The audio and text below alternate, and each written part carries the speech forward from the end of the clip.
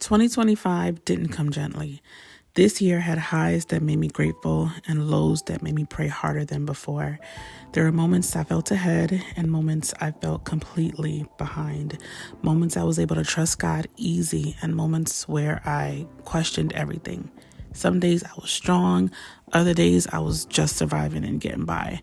I was still showing up as a homemaker, a wife, a mom, a friend, a daughter, and all the things. Oftentimes, if I'm honest, I was really just masking how I was really feeling. To those not close to me, I didn't want to come off like my life was a mess, even though a lot of the times I was falling apart on the inside.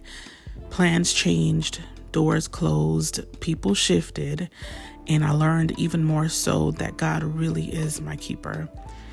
Looking back, I can see it. I can see how God was steady when I wasn't. When I didn't know what to do next, He was still guiding. When I felt unseen, He was still working behind the scenes. I learned that faith doesn't mean having all the answers. It means trusting God when the story doesn't make sense yet. There were moments of joy that reminded me why I need to keep going. Days worship music and gratitude flooded my soul. Days when laughter and peace didn't come from circumstances, but from surrendering to God. And yes, the hard days were plenty.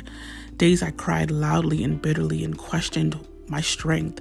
Days I asked God, why me? Why this way? But on those days, I pulled on strength that was not my own, and I was reminded that I was never carrying this thing alone.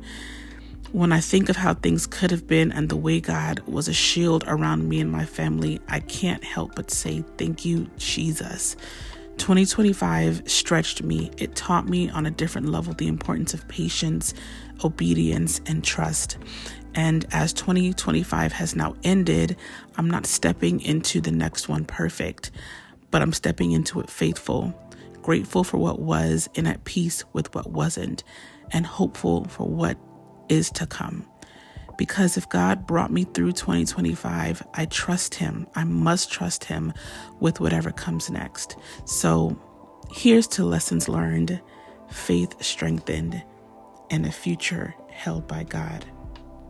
Goodbye, 2025. See you later. And hello, 2026.